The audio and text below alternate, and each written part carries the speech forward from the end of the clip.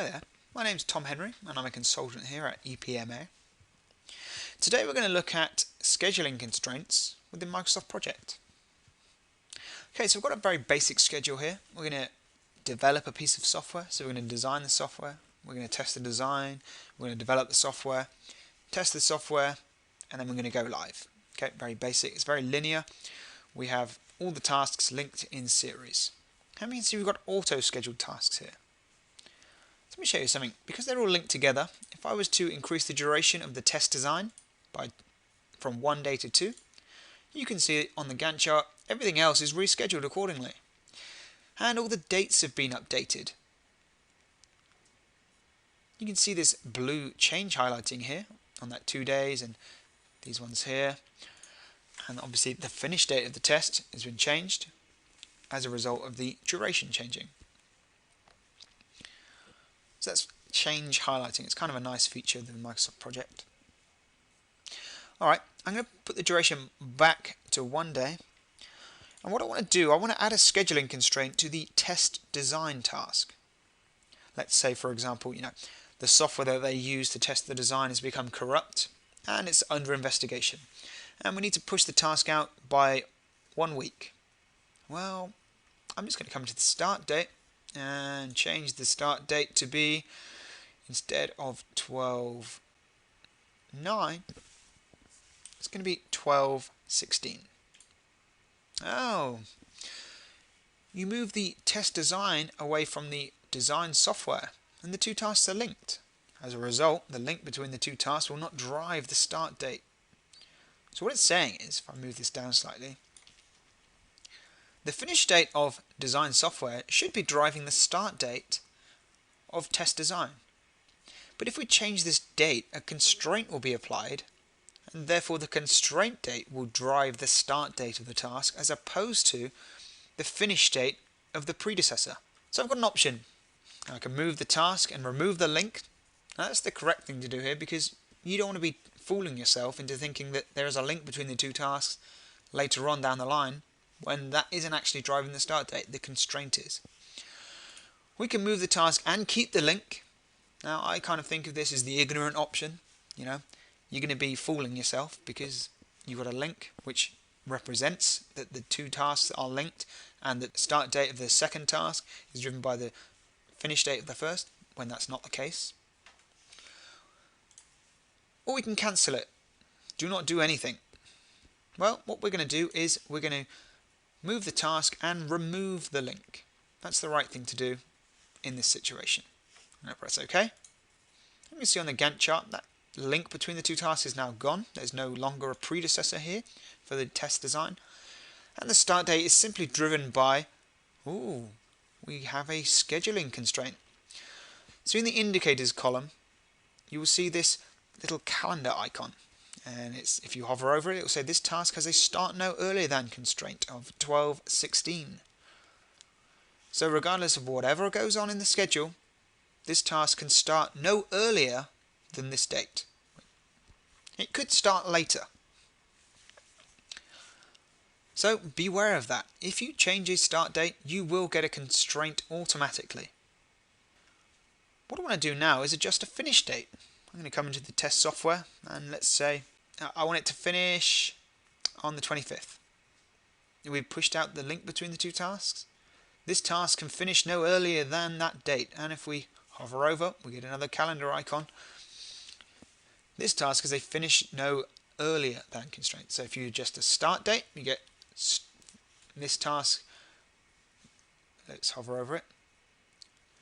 This task has a start no earlier than constraint. If you adjust the finish date, you'll get it. This task has a finish no earlier than. They can both finish or start later, but no earlier. So let's say we change the start date of our project and bringing it forward in time. Let's say we're going to start it in November 3rd. Press OK.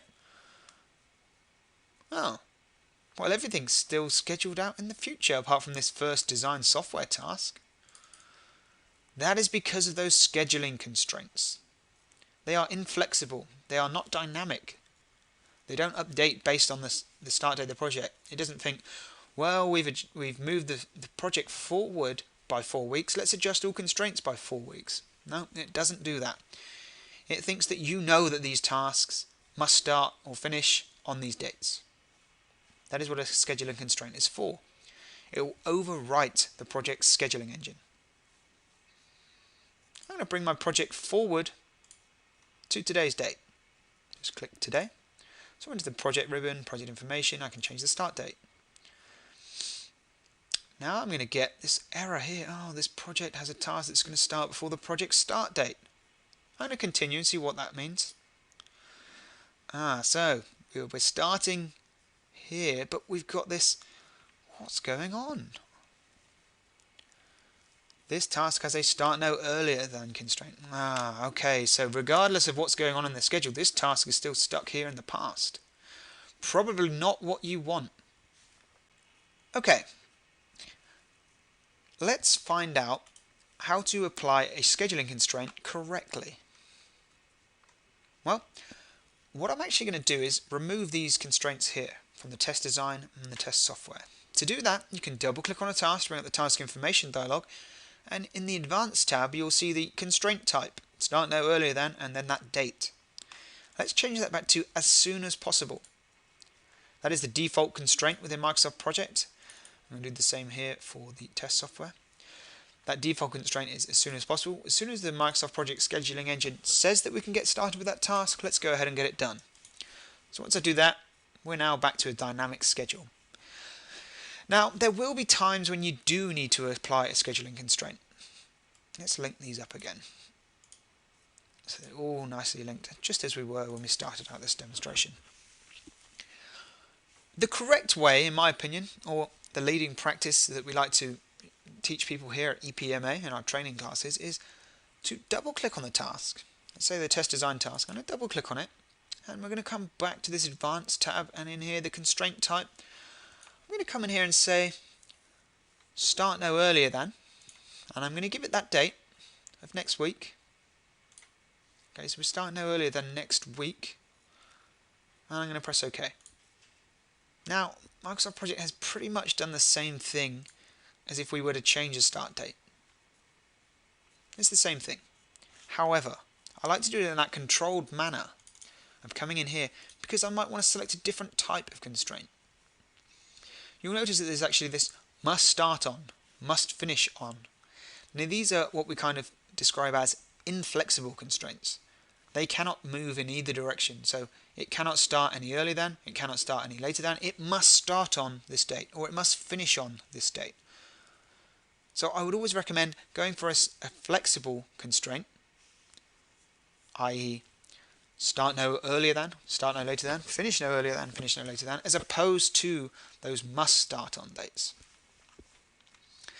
I like to come in here, and whenever I'm adding a constraint, start no earlier than, select the date, and then switch to the Notes tab. Now, whenever I apply a constraint, I always want to document the reason why, so that I know when I'm updating my schedule later on why I made that decision. And obviously if I was using a shared schedule and other people are updating it as well, they might like to know why I've done such things. And another reason is it's very easy to accidentally create a constraint on your project schedule. So whenever I have a constraint in my schedule, there's going to be a note next to it so that everyone knows the reasons why I've done this. And it isn't a mistake. Okay, so whenever I add a note, I like to put today's date.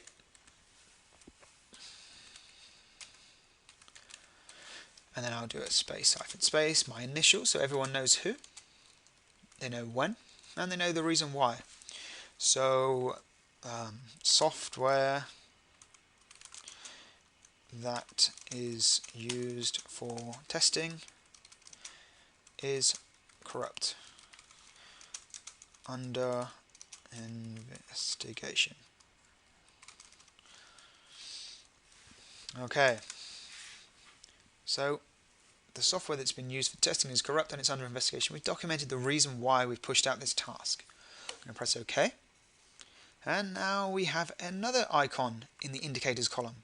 We've got a start no earlier than constraint, and we've got a note suggesting why this task has been pushed out. So that's a very brief introduction to scheduling constraints. what I would say is just be careful. Use them as infrequently as possible, because they override the scheduling engine, and what we want is for our schedule to be dynamic, just as we saw at the beginning of the video, where if we adjust the duration of a task, everything is going to push out. We don't want these little things to act as kind of anchors within our schedule, forcing it to be inflexible. I hope you enjoyed this video. Check back to see more. Thank you very much.